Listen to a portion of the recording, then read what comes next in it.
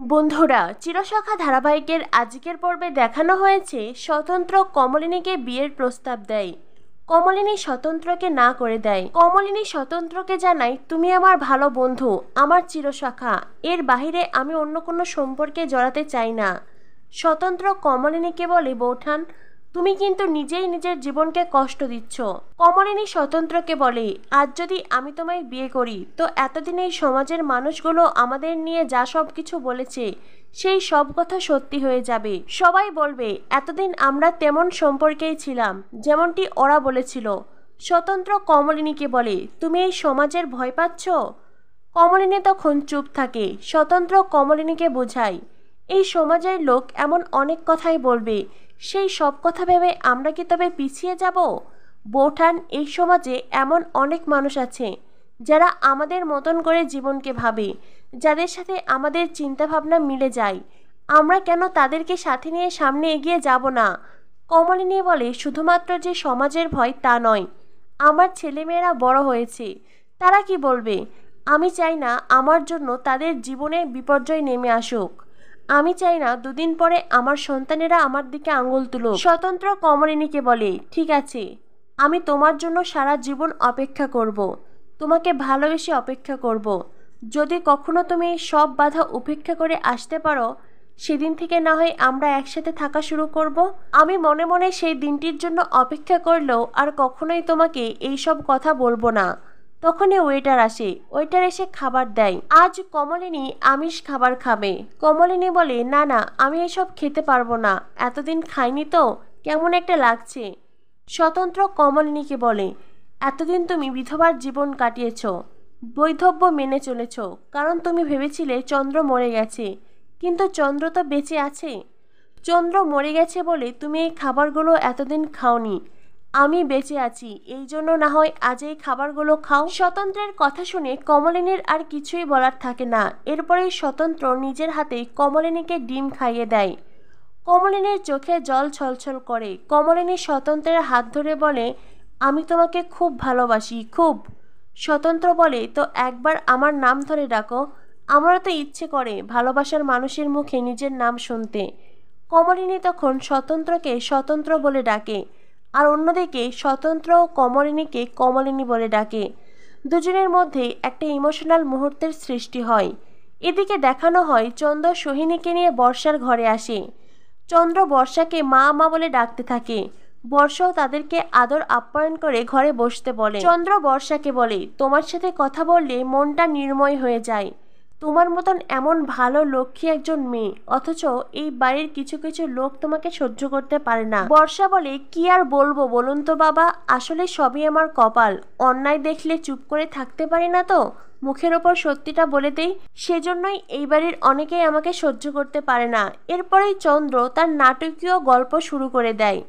সত্যিই তাকে সোহিনী আটকে রেখেছিল, আর তারপরে যেহেতু চন্দ্রের কিছুই মনে ছিল না, তাই সে সোহিনীর সাথে থাকতে শুরু করে।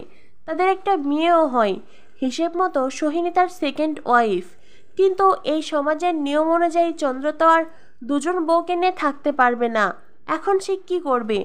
অন্যদিকে কমলিনী, সেও তো আর তার জীবনে থাকতে চাইছে না। এমন সময় চন্দ্রের হাতে তো টাকা পয়সাও নেই। বর্ষা বলে, বাবা কি বলুন তো, রুদ্রর তো চাকরি নেই, বলুন, ওর যদি চাকরিটা থাকতো তো আপনাকে টাকা পয়সা দিয়ে সাহায্য করতে পারতো। এখন তো টাকা পয়সা দিতে পারবে না, তবে হ্যাঁ, আপনি যদি আমার কাছ থেকে আমার মতামত জানতে চান তবে আমি আপনাকে একটা কথাই বলবো, ওই ভদ্রমহিলা কোনোভাবেই আর আপনার সাথে সংসার করবে না, কারণ উনি তো এতদিন অন্য কাউকে নিয়ে ভেবেছেন, তাই না? তার সাথেই থাকতে চান। চন্দ্র বলে, কি আর করব বলো? তখনই বর্ষা চন্দ্রকে কুবুদ্ধি দেয়। বর্ষা বলে, ওই মহিলাকে ফাঁসিয়ে দিন না, তবেই তো এই বাড়ি থেকে চলে যায়। চন্দ্র বলে, ফাঁসিয়ে দেব? তখনই সোহিনী বলে, তুমি কি বলছো এসব? দেখো, কমলিনী কিন্তু আমার হোটেলের বিল দিয়েছিল। বর্ষা বলে, আন্টি তুমি না খুব ভালো গো, ভীষণ ভালো তুমি, সেজন্য বুঝতে পারোনি। উনি তো হোটেলের বিল দেবেনই, উনি তো দিতে বাধ্য, কারণ উনি ভেবেছিলেন হোটেলের বিল দিলে আপনি আবারও হোটেলে গিয়েই থাকবেন, কিন্তু আপনি যে ওনার ঘাড়ে এসে বসবেন সেটা তো উনি আর বুঝতে পারেননি। চন্দ্র বর্ষাকে বলে, কিন্তু মা তুমি বললে না তো কিভাবে ফাঁসাবো? বর্ষা বলে, এমনভাবে ফাঁসাতে হবে যাতে করে থানা পুলিশ হয়, ওনাকে পুলিশ টানতে টানতেই বাড়ি থেকে নিয়ে যান। কথাটা শুনে চন্দ্র বলে, কিন্তু সেটা কি করে? বর্ষা বলে, সেটাই তো ভাবতে হবে বাবা, আমাকে বরং আপনি কিছু সময় দিন, আমি ভেবে আপনাকে জানাবো। চন্দ্র বলে, কিছু সময় মানে কদিন সময় চাও? বর্ষা বলে, শুভ কাজে দেরি কি, আজকের মধ্যেই আপনাকে জানাবো। চন্দ্র তো খুশিতে ডকডক হয়ে ঘর থেকে বেরিয়ে যায়। অন্যদিকে কমলিনী আসে স্বতন্ত্রের বাড়িতে। কমলিনী স্বতন্ত্রকে বলে, আমাকে কেন ডেকেছ? এরপরে কমলিনী বলে, তুমি এখানে কি করছো? স্বতন্ত্র বলে, তোমার জন্য রান্না করছি। কমলিনী বলে, আমার জন্য? স্বতন্ত্র বলে, হ্যাঁ কমলিনী, তোমার জন্য রান্না করছি। কমলিনী বলে, বৌঠান ডাকটা কি তবে অভিধান থেকে উঠেই গেল? স্বতন্ত্র বলে, তোমার শ্বশুরবাড়ির সবার সামনে তো আর কমলিনী বলে ডাকতে পারবো না, তখন না হয় বৌঠান বলেই ডাকবো। আর এখন তুমি আর আমি যখন একসাথে আছি আর কেউ নেই, আমি তোমাকে কমলিনী বলেই ডাকবো। কমলিনী বলে, তা বুঝলাম, তো কেন ডেকেছ? স্বতন্ত্র বলে, আজ তো পিটিশন জমা দেওয়ার কথা ছিল, কিন্তু আমি জমা দেইনি। কমলিনী বলে, তুমি আরও একদিন লেট করলে। স্বতন্ত্র বলে, দেখো, তুমি যদি কোর্টে আবেদন করো তো তোমার ডিভোর্স পেতে দেরি হবে, চন্দ্রর সাথে কন্টেস্টে যেতে হবে, এতে করে অনেক সময়ের ব্যাপার, আর অনেক সাক্ষ্য প্রমাণেরও প্রয়োজন, ততদিন তোমাকে ওই বাড়িতে ওদের সাথেই থাকতে হবে, যেটা আমি একদমই চাইছি না। আমি তোমাকে যত দ্রুত সম্ভব ওই বাড়ির জটিলতা থেকে মুক্ত করতে চাই। তাই আমি তোমায় যেটা বলছি, তুমি আর চন্দ্র দুজনে আপোষে ডিভোর্সটা করে নাও। চন্দ্র কি চাই সেটা তুমি শুনবে, যদি চন্দ্র কোনো টাকার ডিমান্ড করে, সেটা যদি তোমার দেওয়া পসিবল হয় তখন তুমি দেবে। কমলিনী বলে, ও অনেক টাকা চাইবে, তাছাড়াও ওকে টাকা দেওয়ার মতন টাকা আমার কাছে আছে নাকি? তখনই স্বতন্ত্র কমলিনীকে বলে, তুমি না কিচ্ছু বোঝো না। আচ্ছা, আমি আর তুমি কি আলাদা? হ্যাঁ, এটা ঠিক, আমরা দুজন আলাদা মানুষ, আলাদাভাবে ঘুরে বেড়াই, কিন্তু আমাদের আত্মাটা তো এক। কমলিনী বলে, না না, ওকে অত টাকা দেওয়ার কোনো প্রয়োজন নেই, অনেক টাকা চাইবে। স্বতন্ত্র বলে, ও অনেক টাকা চাইলেই তো হবে না, ওর যে এখন ফকিরের হাল, তাতে করে ওকে যতটুকু দেব সেটা নিয়েই ওর খুশি থাকার কথা। রান্না করতে করতেই স্বতন্ত্র কমলিনীর সাথে এই বিষয়ে আলোচনা করে। এরপরেই স্বতন্ত্র কমলিনীকে বলে, একটু চেখে দেখো তো কেমন হয়েছে।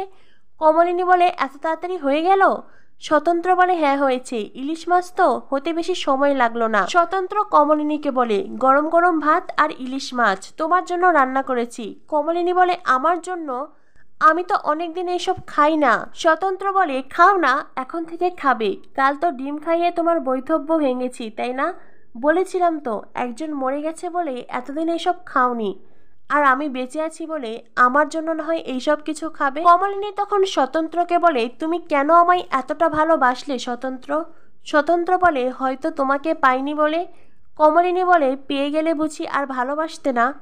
স্বতন্ত্র বলে, পেয়ে গেলে তো আর নতুন করে পাওয়ার আকাঙ্ক্ষা থাকতো না, তখন সুখ থাকতো, শান্তি থাকতো, একে অন্যের প্রতি নির্ভরতা থাকতো। স্বতন্ত্রের কথা শুনে কমলিনীর মন ভরে ওঠে। এরপরেই স্বতন্ত্র কমলিনীর জন্য খাবার বাড়ে, তাকে নিজের হাতে খাইয়ে দেয়। কমলিনীর চোখ দিয়ে টপ টপ করে জল ঝরে।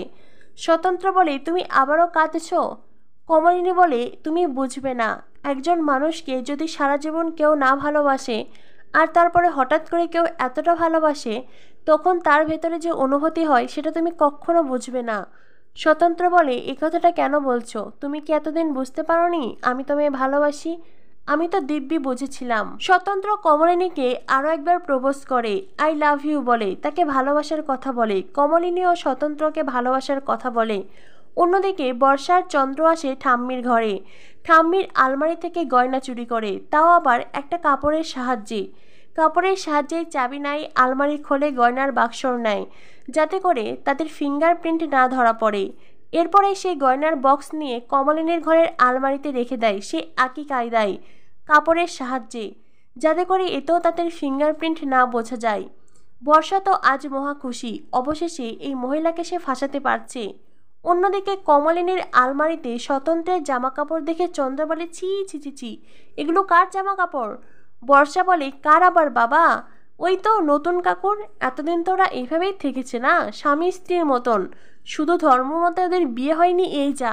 কথাগুলো বলতে বলতেই কমলিনীর নামে আবারও নিন্দামন্দ করতে থাকে বর্ষা চন্দ্র। আগামী পর্বে দেখানো হবে ঠাম্মি এসে পুরো বাড়ি মাথায় করেছে, তার গয়নার বক্স খুঁজে পাওয়া যাচ্ছে না, বাড়িতে মিটিং বসেছে। তখনই কমলিনী বাড়িতে ঢুকতেই ঠাম্মি বলে, বৌমা ও বৌমা, আমার গয়নার বাক্স পাওয়া যাচ্ছে না। তখনই কমলিনী বলে, সেটা আমি কি করে জানবো, আমি তো আর আপনার বক্স চুরি করিনি। তখনই সেখানে সোহিনী বলে, এইবার তো থানা পুলিশ করার প্রয়োজন আছে। তো বন্ধুরা, কি হতে চলেছে চিরসখা ধারাবাহিকে পরবর্তী আপডেট পেতে আমাদের সাথেই থেকো। ধন্যবাদ সবাইকে।